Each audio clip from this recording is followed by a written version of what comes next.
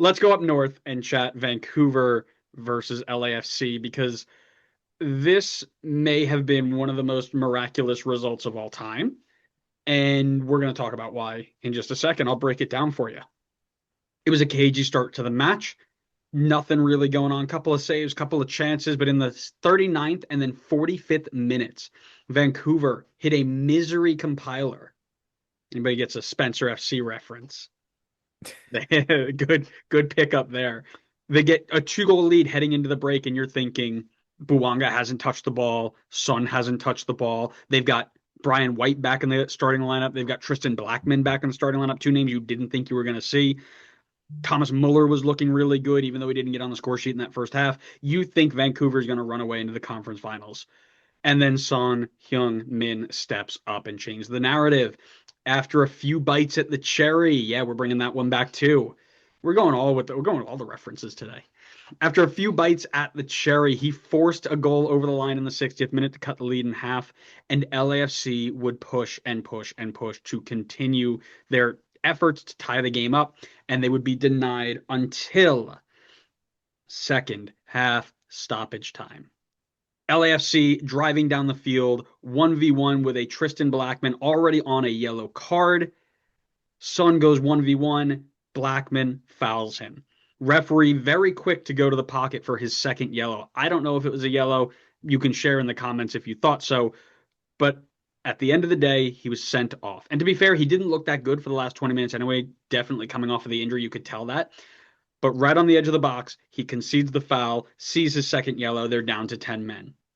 Then big names stepped up in big moments. Son Heung-min tucks away his free kick perfectly in the 95th minute to level the game and send it into extra time, where things got even crazier. Because to start, Vancouver center back Bilal Halbouni tore his ACL with 9 minutes plus stoppage time to go. Vancouver was out of subs, so they were forced to defend LAFC with 9 players versus 11 for 12 total minutes. They were, I mean, again, you're looking at this like, okay, it's over. Brian White had come out of the game. Thomas Muller had come out of the game at this point. I mean, you're thinking it's over at this point. And shot after shot, they turned it away until the very last play of the game. David Martinez driving down the right side, hits a cross that beats Takayoka near post, hits the crossbar, comes out, lands at the feet of Denny Bouanga. He takes a touch, fires a shot. It hits the post. All of the defenders slide to try and block it. He receives it again. It's a wide open goal, and he rings it off the crossbar. Crossbar, post, crossbar within 3 different shots. Something EAFC couldn't even script. Unbelievable. Could not believe it. After that ball goes out, game ends. They're going to penalties.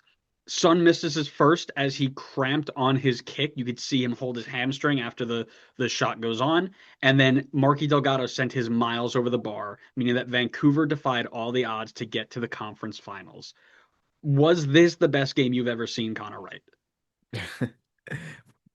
Listen, it was a great game. I don't know if I would go as far as to say best I've ever seen. I'd have to put some thought into that one, but was definitely a really great game. I mean, come on, 95th minute free kick goal to send it to extra time.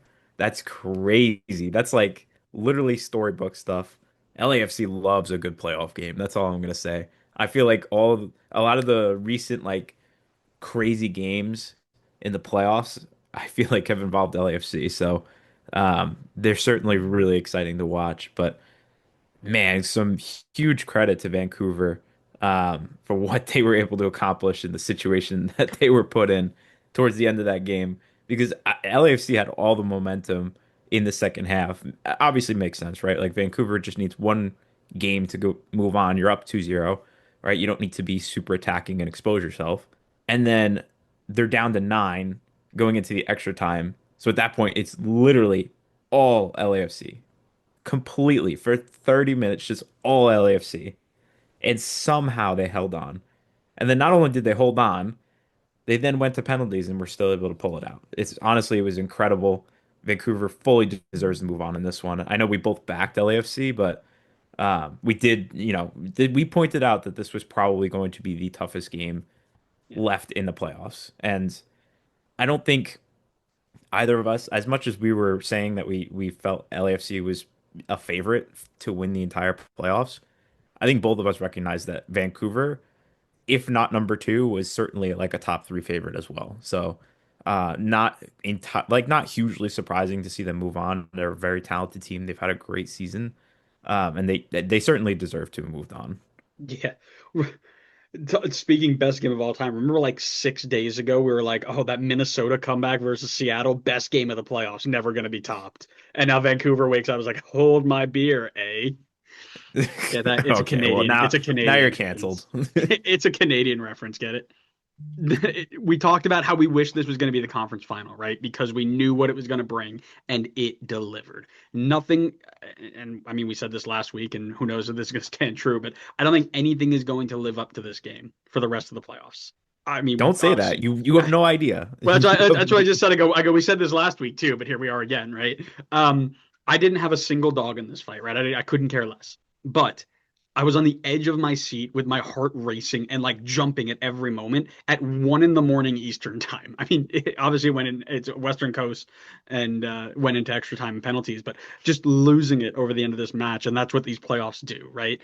And I think that when we talk about is it the best game of all time, you mentioned the LAFC playoff games. It's probably a step below LAFC's MLS Cup because of what it, Oh, for sure.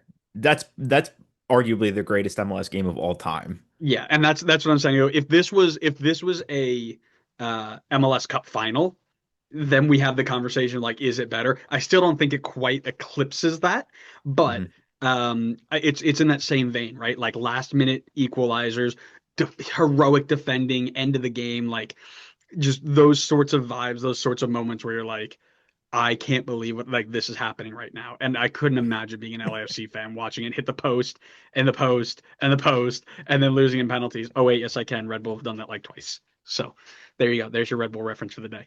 Um, Thank you. you're welcome. I know you needed it. I wanted to chat really quick before we moved on about Steve Cherundolo because his time at LAFC is done. He moves on now that the season is over.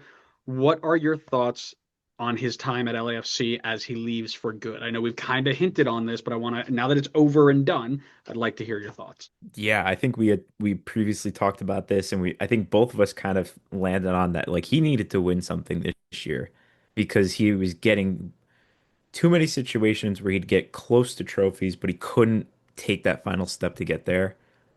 And boy, did this season not help that allegation because once again, as much as you can look at the stats and say, okay, LAFC dominated, granted, a lot of that is probably extra time when they're up two players. Again, you would what a significant amount of time, at least 8 minutes of being up two players, and you couldn't get it done. I mean, you had a full 30 up a man, and you couldn't get it done. So I mean, I think, credit to Sharundula for being able to keep LAFC consistently playing well. But when it comes to the clutch moments, he just could not get it done for them.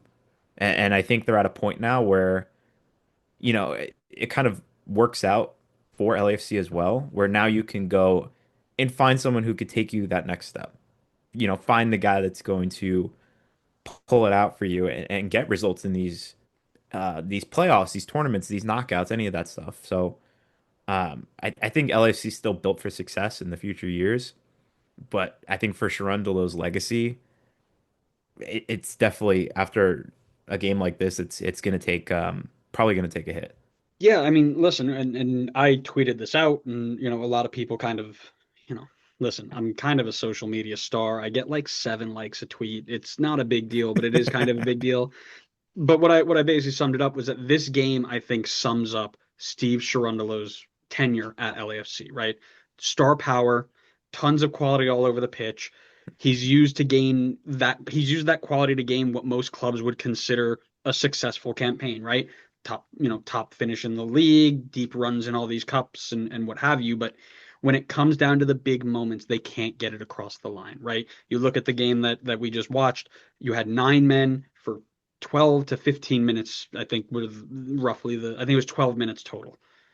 And you couldn't break him down, you couldn't score, you couldn't find that crucial last step to get it over the line, right? And that's been his career in LAFC is outside of that 2022 MLS Cup, 2022, 2021, I 21. think 22. No, it is 22, you're right.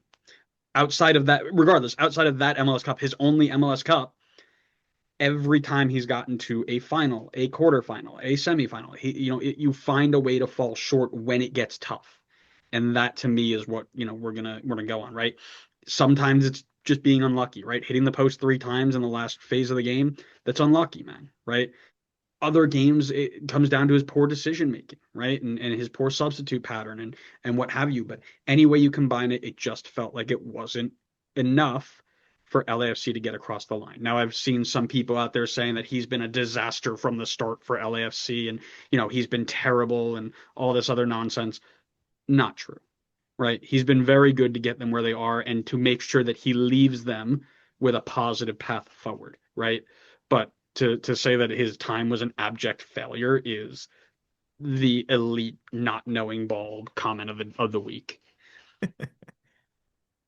No, I mean he had them competitive constantly Hmm. while he was in charge. Like as two people whose teams didn't even make the playoffs this year, right? Like I would be ecstatic to be constantly competitive in all competitions.